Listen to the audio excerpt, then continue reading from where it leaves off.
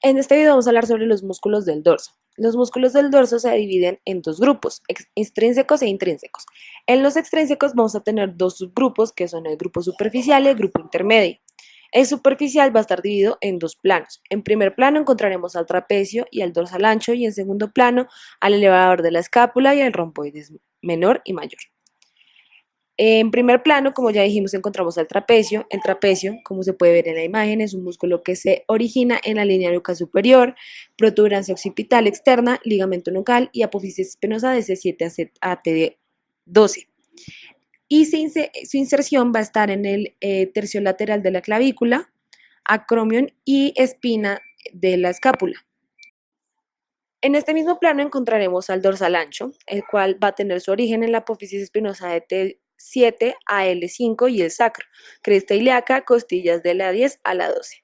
Y su inserción va a estar en el suelo del sacro intertuberositario del húmero. En los músculos de segundo plano de grupo superficial vamos a encontrar el primero, que es el elevador de la escápula. El elevador de la escápula va a originar en las apófisis transversas de C1 a C6 a C4, y su inserción va a estar en la parte superior y borde medial de la escápula. Enseguida, a este músculo, como se ve en la imagen con el número 5, vamos a encontrar al romboides menor, que se origina en la parte inferior del ligamento nucal y apófisis espinosa de C7 a T1. Su inserción va a estar en el borde medial de la escápula, en la espina de la escápula. El romboides mayor, que es el que se ve identificado en la imagen con el número 6, va a tener origen en la apófisis espinosa de T2 a T5 y va a tener su inserción en el borde medial de la escápula entre la espina y el ángulo inferior. Va a estar Pasando al segundo subgrupo de los músculos extrínsecos, vamos a tener al grupo intermedio. En este grupo se encontrarán los serratos, en los cuales van a ser dos: serrato posterior superior y posterior inferior. Como lo dice su nombre, el serrato posterior superior va a tener origen en la parte inferior del ligamento nucal, apófisis espinosa de C7 a T3 y el ligamento supraespinoso. Su inserción va a ser en el borde superior de las costillas 2 a 4 y va a estar inervado a las 5. El serrato posterior inferior se origina en apófisis espinosas de T11 a L2 y el ligamento supraespinoso. Su inserción va a ser en el borde inferior de las costillas, sobre todo de la 9 a la 12, y va a estar inervado por el ramo anterior de los nervios torácicos inferiores. Su acción va a ser deprimir las costillas de la 9 a la 12 y evita la elevación de las costillas cuando se contrae el diafragma. Como se ve en la imagen, obviamente el que se encuentra superiormente es el posterior superior, serrato posterior superior, y el inferior es el posterior inferior. Pasando a los músculos intrínsecos, vamos a tener un subgrupo que es el grupo de los profundos. En este vamos a tener como los primeros músculos de primer plano, van a ser el esplenio de la cabeza y el esplenio del cuello. El esplenio de la cabeza tiene un origen en la mitad inferior del ligamento nucal, en la apófisis espinosa de C7 a T4.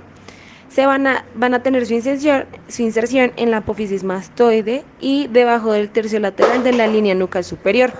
Van a En el caso del esplenio del cuello, el cual en la imagen se puede ver señalado con el número 4, van a tener su origen en la apófisis espinosa de T3 a T6 y su inserción en la apófisis transversa de C1 a C3. La inervación Los músculos que encontraremos a continuación van a ser los músculos del grupo profundo de segundo plano. En estos vamos a tener a los iliocostales, van a estar divididos en iliocostales cervicales, torácicos y lumbares. En este caso, los iliocostales cervicales se originan de la tercera y la séptima costilla y su inserción es en la apófisis transversa de C4 a C6. Los iliocostales torácicos van a tener su origen en el ángulo de la séptima y la decimosegunda costilla y su inserción en los ángulos de la sexta costilla superior. Y el iliocostal lumbar va a tener su origen en el sacro, en la fascia toracolumbar y la cresta ilíaca, y su inserción en los ángulos de las 6 o 7 costillas inferiores, apófisis transversas de las vértebras lumbares superiores. En este mismo plano encontraremos a los longísimos, que también se van a dividir en torácicos, cervicales y cabeza. En este caso no va a haber lumbares. Los torácicos se originan en el sacro, en la cresta ilíaca, apófisis espinosa de las vértebras lumbares y apófisis transversas de las vértebras torácicas inferiores.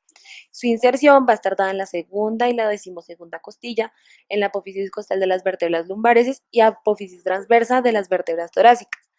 Las cervicales van a tener origen en la apófisis transversa de T1 a T6 y su inserción va a ser en la apófisis transversa de C1 a C5.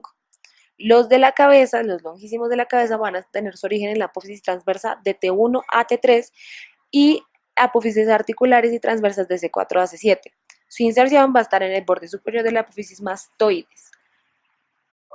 Después, en el mismo plano, encontraremos los espinosos, que serán torácicos, cervicales y de la cabeza, los cuales normalmente son inconstantes. Los torácicos van a tener origen en las caras laterales de las apófisis espinosas de T10 o T11 a L2. Su inserción va a ser en las caras laterales de las apófisis espinosas de T2 a T8.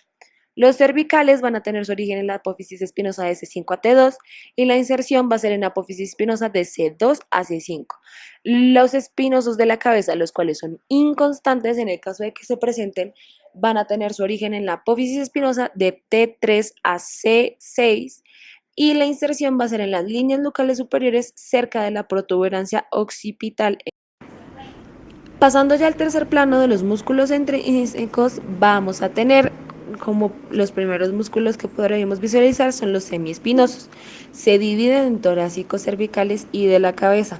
Los torácicos van a ser originados en la apófisis transversa de T6 a T12 y van a tener su inserción en las apófisis espinosas de C6 a T4.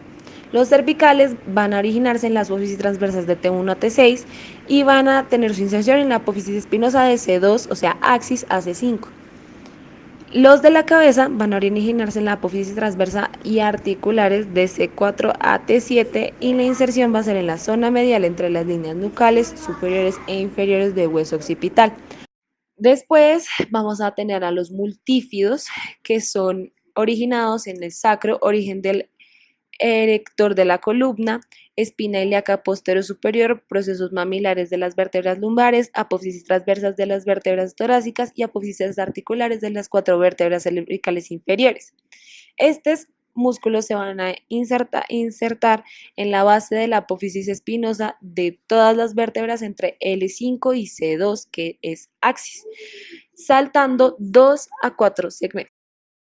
En este mismo plano vamos a encontrar los músculos rotadores, los cuales se van a originar en las apófisis transversas a las espinosas, cruzando dos vértebras o insertándose en las vértebras adyacentes.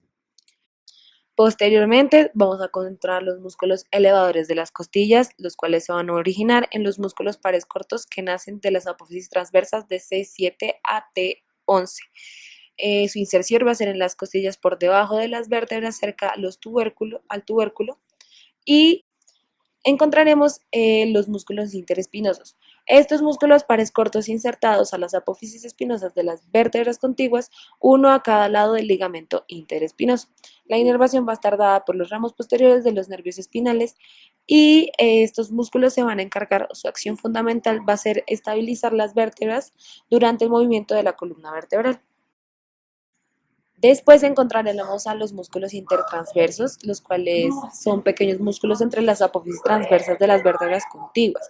Van a estar inervados por los ramos posteriores y anteriores de los nervios espinales y su función principal va a ser estabilizar vértebras durante el movimiento de la columna vertebral.